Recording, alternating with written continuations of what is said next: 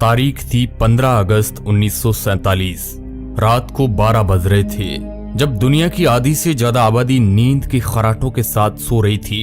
उस वक्त भारत की आजादी का वो सुनहरा अध्याय लिखा जा रहा था जिसका हम कई सालों से इंतजार कर रहे थे। अंग्रेजी हुकूमत से आजाद होने की खुशी इतनी ज्यादा थी कि सब लोगों की आंखों में सिर्फ आने वाले आजाद भारत के वो सुनहरे पल नजर आ रहे थे जिसे पिछले कई सालों से अंग्रेजों ने अपनी कैद में कर रखे थे।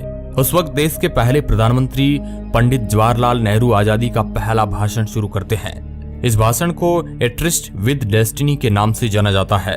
उनके स्पीच की शुरुआत इन लाइनों से शुरू होती है, हमने नियति को मिलने का एक वचन दिया था और अब समय आ गया है कि हम अपने वचन को निभाएं। पूरी तरह ना सही लेकिन बहुत हद तक। आज रात 12 बजे जब सारी दुनिया सो रही होगी, भारत जीवन और स्वतंत्रता की नई सुबह के साथ उठेगा।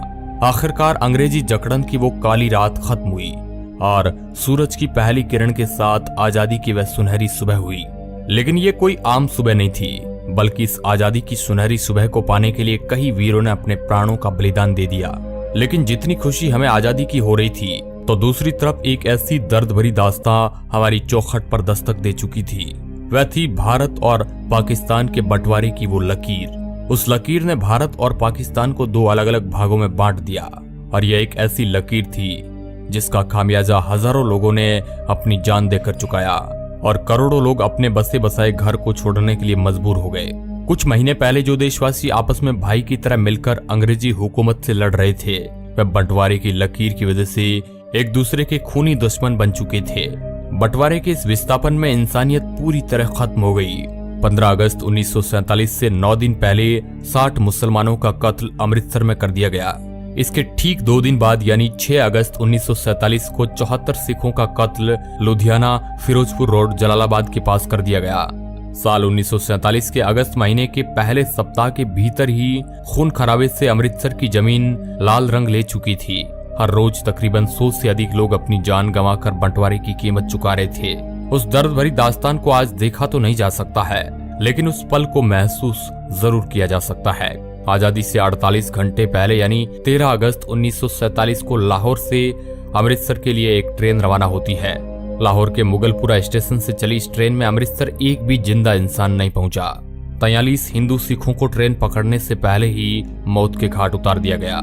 जब पंजाब बंटवारे की आग की लपटों में जल रहा था, उस वक्त दिल्ली रेलवे स्टेशन से पाकिस्तान स्पेशल ट्रेन पाकिस्तान के लिए रवाना होती है, जिसमें पाकिस्तान जाने वाले सरकारी अफसर, कर्मचारी और उनके परिवार मौजूद थे। पाकिस्तान स्पेशल को दिल्ली से शानदार विदा किया गया, मगर जैसे ही ये ट्रेन पटियाला पहुंचती है तो पहली बार किसी ट्रेन पर हमले शुरू हो गए और जिसमें एक महिला और एक बच्चे की मौत हो जाती है। और जब इस बात की खबर लाहौर और कराची पहुंची तो बदला लिया गया अमृतसर आने वाली पहली ट्रेन से। जब पाकिस्तान से वह ट्रेन अमृतसर रेलवे स्टेशन पर पहुंची तो उसमें एक भी जिंदा इंसान नहीं था। हर तरफ खून से लाल हुई ये ट्रेन अपने साथ हुए हादसे को बयां कर रही थी। जहां भी नजर जाए वहां लाशों का ढेर लगा हुआ था।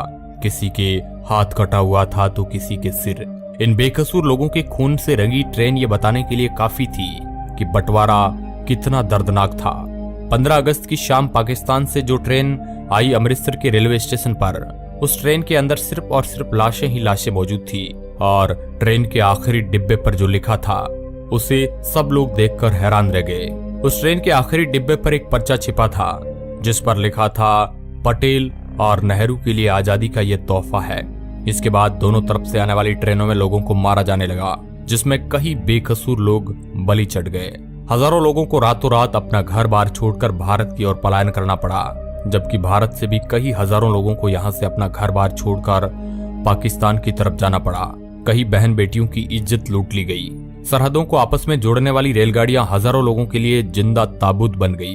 ये बंटवारा इंसानी इतिहास का बहुत ही काला अध्याय माना जाता है, जिसके बारे में आज भी सुनते हैं तो शरीर में एक अलग प्रकार की सिहरन पैदा हो जाती है। भारत और पाकिस्तान का बंटवारा करने में मोहम्मद अली जिन्ना का सबसे बड़ा रोल था। अगर मोहम्मद अली जिन्ना राजनीति में नहीं होते तो शायद कोई समझौता हो जाता और आज का पाकिस्तान नहीं होता। मोहम्मद अली जिन्ना भारत के पहले प्रधानमंत्री बनना चाहते थे। फिर जिन्ना को यह लगा कि मैं पूरे भारत का प्रधानमंत्री तो नहीं बन सकता हूँ, लेकिन पाकिस्तान का जरूर। और फिर वही कुछ ऐसा ही हुआ। 3 जून 1947 ये वही तारीख है जिस दिन भारत को आजाद करने की तारीख को तय किया गया और मोहम्मद अली जिन्ना के पाकिस्तान को अलग करने की भी जिद पूरी हो गई। इस दिन 15 अगस्त 1947 तारीख को तय किया था। दिन बचे थे 73। इन 73 दिनों में जमीन का बंटवारा, लोगों का बंटवारा, भारत में जमा रुपयों का बंटवारा, इसके साथ ही रिजर्व बैंक के खजाने में पड़ी सोने की ईंटें, सब कुछ बांट देना था, जो कि इतना भी आसान नहीं था। बंटवारे का यह काम 2 अनुभवी अधिकारियों के हवाले किया गया। इनका नाम था HM पटेल और दूसरे थे चौधरी मोहम्मद अली। ये दोनों लोग बंटवारे में महत्वपूर्ण भूमिका अदा कर रहे थे। इनके नीचे भी कई छोटे मोटे अधिकारी काम कर रहे थे, जो अलग अलग एरिया से रिपोर्ट बनाकर इनके पास भेज रहे थे। इन्हीं रिपोर्ट के आधार पर ये दोनों अधिकारी बंटवारे की सिफारिश तैयार करते थे, जिन्हें आगे विभाजन परिषद के पास भेजा जाता था, जिसके अध्यक्ष थे खुद लॉर्ड माउंटबेटन। पैसों का बंटवारा कुछ इस तरह हुआ कि भारत की बैंकों में पड़ा पैसा अंग्रेजों से मिलने वाले पैसे में से 17.5% हिस्सा पाकिस्तान को दिया जाएगा और इसके बदले पाकिस्तान भारत के ऋण का 17.5% हिस्सा चुकाएगा। इसके अलावा भारत के सरकारी दफ्तरों में पड़ी चल संपत्ति का 80% हिस्सा भारत के लिए और 20% हिस्सा पाकिस्तान के लिए तय किया गया। फिर इन दफ्तरों में पड़ी हर उस चीज का बंटवारा किया गया। मेज, कुर्सियां और टाइपराइटर तक की गिनती करके भारत पाकिस्तान में बांट दिया गया। इन सब चीजों को आपस में बांटने के लिए कई जगह लड़ाई तक हुई। इसके अलावा भारत की लाइब्रेरी में पड़ी पुस्तकों को लेकर भी इन 2 मुल्कों के बीच पेच फंस गया। एनसाइक्लोपीडिया ब्रिटानिका को इस तरह भारत और पाकिस्तान में बांटा गया कि पहला खंड भारत को दिया गया, फिर दूसरा खंड पाकिस्तान को। इस तरह आपस में बांटा गया। यहाँ तक कि लाइब्रेरी में पड़े शब्दकोश भी आधा आधा फाड़कर भारत पाकिस्तान में बांट दिया गया। एक एक करके सभी चीजों को भारत और पाकिस्तान में बांट दिया गया, लेकिन भारत के गुप्तचर विभाग को पाकिस्तान के साथ साझा नहीं किया गया। इस पर भारत के गृह विभाग ने दूरदर्शिता से फैसला लिया कि भारत के गुप्तचर विभाग में कोई किसी तरह की कमी नहीं की जाएगी और उसके अफसर इस बात पर अड़े रहे कि इस विभाग की एक फाइल तो छोड़िए, शाही तक हम पाकिस्तान नहीं जाने देंगे। इसके साथ ही पाकिस्तान के पास नोटों को छापने के लिए प्रेस नहीं थी और उस वक्त भारत में भी नोटों की छपाई के लिए एक ही प्रेस मशीन थी और भारत ने उस प्रेस को पाकिस्तान को देने से मना कर दिया, जिसके बाद पाकिस्तान ने काम चलाने के लिए भारतीय नोटों पर ही अपनी मोहर लगाकर करेंसी के रूप में इस्तेमाल किया। इसके अलावा एक बंटवारा और अहम था, वह था भारतीय सेना का, जिसमें हिंदू, मुस्लिम, सिख सब थे। भारतीय सेना के 2/3 सैनिक भारत के हिस्से में आने थे और 1/3 सैनिक पाकिस्तान के हिस्से में। बाकी चीजों की तरह इन वीर योद्धाओं का भी बंटवारा तय था। दोस्तों, ये बंटवारा बेहद दर्द भरी कहानी लेकर आया था।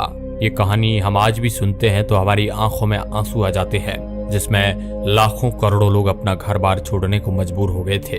अब दोस्तों, इसके बारे में आप क्या सोचते हैं? क्या यह बंटवारा सही था या गलत? अपनी प्रतिक्रिया हमें कमेंट के माध्यम से जरूर बताएं और इस तरह के इंटरेस्टिंग वीडियो देखने के लिए आप हमारे चैनल को सब्सक्राइब कर सकते हैं। धन्यवाद।